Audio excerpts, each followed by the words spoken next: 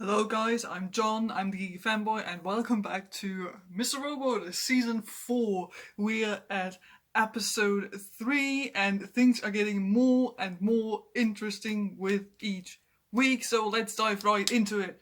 As always, the first couple of minutes are gonna be spoiler free in case you haven't seen the episode yet but want to hear my opinion on it. But then I'm gonna jump straight into spoilers and talk about all the things that happened and I thought were interesting in this week's episode. Okay, so yeah, overall I liked this week's episode. There is a lot of interesting character stuff going on. We learned the background story of one of our main characters, and I thought that was really, really sweet and very interesting and also very sad.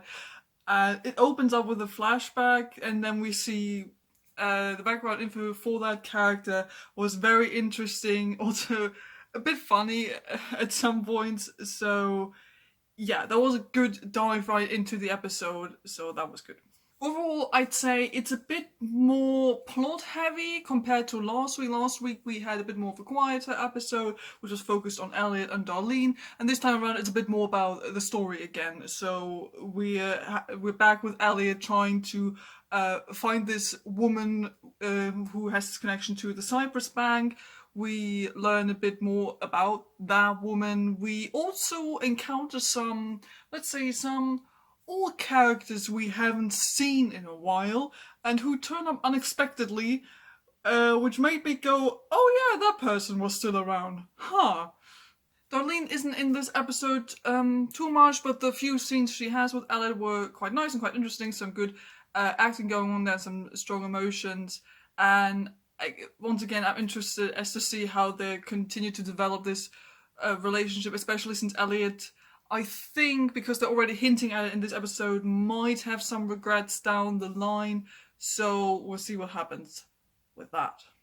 Also, I have to compliment Rami Malek especially for this week's episode because I don't know, I just love Elliot so much in this episode. I had so many reactions to what he was doing, especially Rami Malek's chemistry with Christian Slater. Like this Mr. Robert Elliot thing works so well, especially in this episode again, and there's some really cool switches in how they handle the dialogue between these two and the way those actors portray those characters is just wonderful to watch. And by the end of the episode, when the 45 minutes were over, I was like, oh, what? It's already over, but I want to see more. What happens with them? Because it's just so entertaining and the writing is so good in this episode. It gets sad, it gets sweet, it gets a bit emotional and personal. And even though we don't really have that big WTF moment, at the end of this episode, there's still a nice surprise leaving the episode at an ending where I'm thinking, okay, what is going to happen now? Okay, so that was the spoiler-free part. Now I'm gonna jump into spoilers for this week's episode. So if you haven't seen the episode yet, turn the video off now. Okay, let's wind back to the beginning of the episode. Like I said, we learn some background stuff about Whiterose in this case, and her background story is just so good, so interesting. I love this whole opening in the 80s when we see Whiterose as a young businessman and together with their partner. And I love this whole trope when you have two people who speak a completely different language talk complete bullshit about the people in the room who don't know what they're talking about. I absolutely love that trope, and I had to laugh so hard at those first couple of minutes. And then it became really sweet once you realize, oh, okay, this was probably like Whiterose's first partner, like not just in business but also like someone who they were in love with. So that was quite sweet. I wasn't too sure if it was the guy we see throughout seasons 1, 2, 3 who dies at the end of season 3, but I guess it wasn't because if we jump ahead a bit, he kills himself in the flashback, like the guy White was in love with, so I guess it's not the same person. But nevertheless, very good flash, very interesting. Like that moment the guy comes back into the room and Whiterose just sits there, you see her silhouette in the dress, and then the light gets turned on, and she looks absolutely gorgeous. I just sat there and my jaw dropped, and I was like, freaking beautiful. Like, it was just such a sweet moment, and for a second you feel, oh no, is he still gonna like her? And he does, of course he does. And I don't know, I just love this whole flashback, and it was sad when, they're at the wedding reception or whatever that was, and Whiterose's partner realizes that this country and this town will never let them be who they really are, and then kills himself. Oh, that was just so good, such impactful stuff. Like, those first couple of minutes are basically like a short film, because you have this short opening at the meeting, then you see Whiterose now with the dress and everything, and with his new business partner, woman, whoever that is, and then they have that flashback, and it really feels like almost a short film, and it just once again shows how amazing the storytelling and the writing for this show is. Also, Whiterose said that they are going to have that meeting of the Deus group the next day. So that is probably what's going to happen in next week's episode, I'm assuming, since they seem to be going almost day by day. So I'm curious as to see who is going to be there, if that is really gonna work out, because Whiterose kind of tries to place this against Elliot, because they say, okay, we do it quickly so Elliot can't make a move. So we'll see if that works out. Also, the moment they said we can offer to Tyrell Wellick, I was like, yes! Please do that. I want to know what would happen, because I want to know, okay, Tyrell will definitely take the position, but would he work for the Dark Army? Would he kind of be a double agent and work for the Dark Army, but also kind of trying to work with Elliot? Or would he work for himself? I just want to know what Tyrell would do with this if he had this position, because we haven't seen him in a while. We're going to talk about him in a second. We haven't seen him in a while, and we don't really know, like, he's a bit unpredictable. We don't really know how he would deal with this, what he would do, so I want to know what happens when he gets offered this position, and I'm assuming he's gonna accept it, and then I want to know what he does. Okay, and I mentioned we have only a few scenes with Darlene and Elliot this time around, but I like their scenes. I especially like that scene when they're all safe and they have this talk, and this is what I meant earlier when I mentioned I love the switch in the writing they're doing for Elliot and Mr. Robot in this episode. Like, it was just so good again when they're having this conversation with Darlene, and it's Elliot, and he once again has this moment where he realizes, oh, I can't do this right now, and we literally hear him say out loud, can you please deal with her? And Mr. Robot comes in and addresses Darlene. The conversation continues. As soon as she wants to walk away, it's Elliot again who grabs her, and I love the use of transitions and of switches they're doing, and I love how well everybody plays off each other, like I said, especially Rami Malek and Christian Slater, but also the other actors they're involved in. That was just so good, and I love how they're using the switches and the multiple personalities we have, so they are able to not only have those really interesting conversations, but also so they are able to show us what Elliot is doing in a quicker way, like, because some people have been confused with, okay, so both of them are in the flat looking around, but it's actually only one person looking around. But I kind of like the use of these two characters, because that way, in a TV cinema kind of way, they're able to show you, okay, this is what Elliot is doing in this entire time. You're just able to show it with two characters to make it easier, and I think that's very smart. Speaking of multiple personalities, I should address it for a second, because I said it would happen. They are not going to address who this third personality could be in this episode. They're probably not going to address it in the next episode either, because it doesn't come up at all. Like, Elliot was told the Vera came back, and the other one, all that, does not get mentioned at all, as I thought it would not happen, because, Sam Esmail is too smart for that, and he wants to keep us on the edge of our seats, so we continue watching, and, he's teasing us. He's teasing us, and I hate it, and I also love it. Okay, so I mentioned that some old characters make a return, and I don't only mean Vera, also doesn't really count for him because we have seen him before, but I specifically mean Krista, Like, when she turned up already in the previously on Mr. Robot, I was like, why is Krista here? It's because she makes an appearance in this episode, and from what it looks like, she is gonna make a future appearance as well. Like, Elliot talks to her on the street, he meets her by accident, and she's around with her new boyfriend, and she sees him and becomes all, like, angsty and doesn't want to talk to him, and I was like, bitch, leave my boy alone. Why are you being so polite? Like, not fair. Like, he just walks up to her, like I said, they meet by accident, and he just says, I texted you and I just wanted to tell you thank you, I'm doing so much better. And she's just like, leave me alone, I'm scared.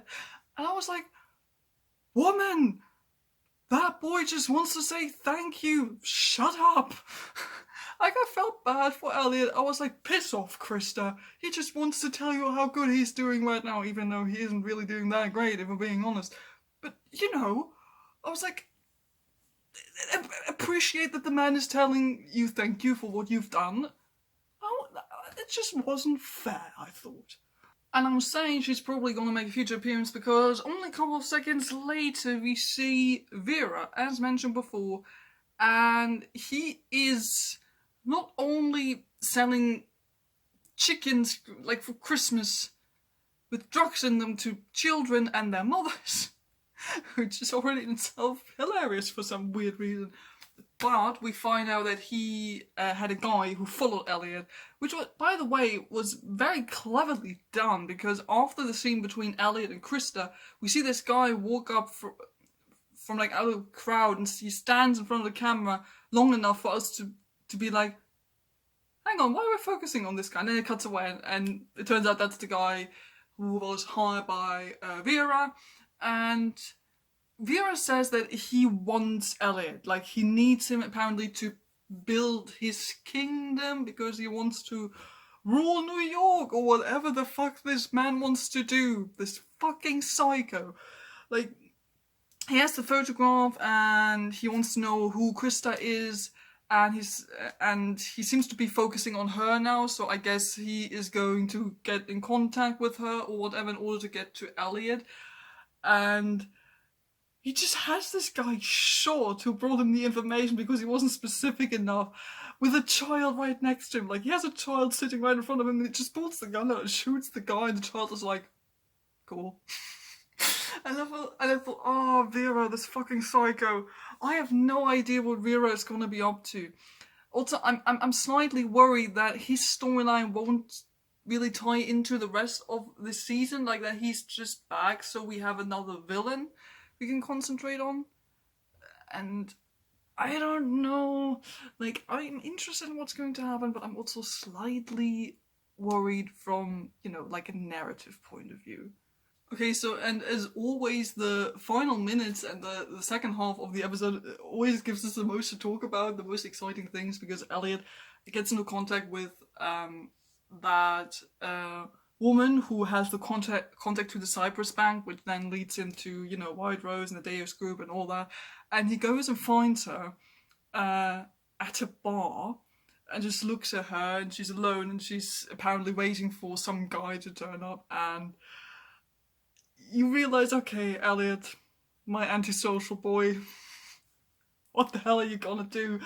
And I like that he kind of just walks up to her, and you immediately realise he has no plan as to what he wants to do. He just needs to keep her there, and he just stares at her and is like, I'm sorry. And you just think, oh my god, no. But then luckily, which I thought was absolutely hilarious, they switch and Mr. Robot takes over because, you know, Mr. Robot is a bit more, you know, smooth and I guess better with the ladies. I'm not sure, really. But, you know, you see Mr. Robot picking up the conversation, being like, hi, I'm Elliot, can I buy you a drink and all that? And I thought it was absolutely hilarious because, sure, you see Christian Slater as Mr. Robot doing the smooth, suave thing with the ladies, you know, but then you think it's Elliot just basically standing there being like, yeah, hi, I'm Elliot, can I buy you a drink? And you think, oh my god, that must look so freaking hilarious. Which gets even better because we get back to the conversation later on, we see it's not Mr. Robot talking to her anymore, it's proper Elliot. and they kind of get talking, and you realize, oh, this is social anxiety. How is he gonna handle that? And as expected, it's a bit weird. It's odd, and it takes a while, but you know, he is quite frank with her and opens up, and she realizes, okay, he's a bit weird, but I can be open with him, and she is, and they kind of connect on that weird basis that both of them are slightly off, but they also kind of understand each other. Like, she takes a liking to him, and there is this moment when she says something nice about him, and you see Rami Malek doing this little smile. You know, this little smile Elliot sometimes has in this one moment of happiness. It's just for a second, and you think, oh my god, this is adorable. And I absolutely loved it. And this gets even better, if you want to interpret it like that. Um, Towards the end of the scene, when the woman is about to leave, but her actual date turns up, and she's like, no, I don't want to talk to him. I'm talking to Elliot. I like Elliot, and she like blows him off, and gets ready to leave the bar, and she gets up, and the entire time I was like, Elliot, get your butt up and walk after her, and he just sits there and thinking, go, man, and it takes him almost too long. Like, Mr. Robot is about to come in and be like, you might want to do, and Elliot grabs his stuff, gets up, walks out. As the woman is about to hail for a taxi, grabs her, kisses her, they go home, they have sex, and it's absolutely the best thing I've seen so far this entire season. Because for some reason it was hilarious, it was entertaining, it was also sweet. Because I'm genuinely happy when I get to see Elliot connect with someone on like an emotional basis. I'm going to talk about this some more in a second in a later scene, but I just said that was like, oh, okay, that's happening right now. Okay, let's do that then. Also, I kind of had the thought for a second: is this actual Elliot who's doing that? Because I'm not quite sure if he would, or if some other personality, who knows, took over there for a moment, so he would be able to do this, because he genuinely only has sex with her, so he's able to stay close to her, because he needs to get the flash drive she has on her key. So I don't know, because I don't know if normal Elliot would do that, or if you were able to. But he basically at least in that moment, only has sex with her, so he's able to basically keep her close, so he can get the information he needs.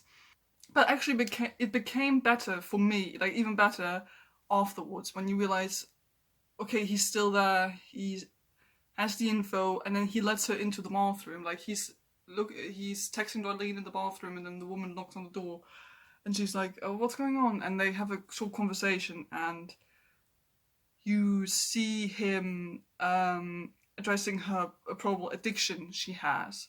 Like, they talked about addiction before, about his, and now she also mentioned hers. And they sit down on the floor of the bathroom, and they have such a sweet and genuine and sad, but also emotional conversation, which made me absolutely happy, because you can see Elliot connecting with this woman on an emotional, maybe even romantic basis.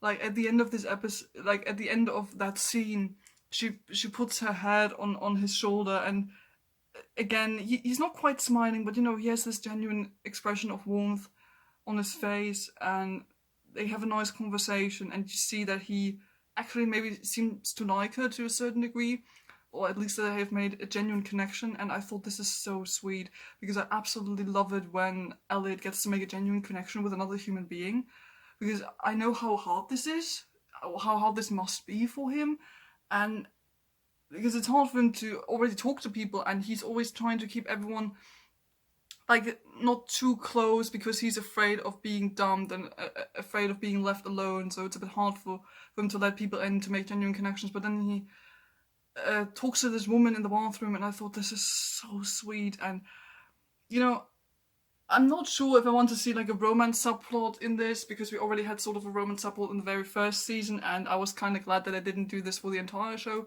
So I'm not sure if I really want to see like a relationship develop from that, but at least, you know, like a genuine connection. So we see Elliot still has a friend and someone new he cares about. So at least that will be interesting to see, especially since he's kind of in this dilemma. Okay, he uses her and her information for his plans, but now apparently he also seems to kind of like her.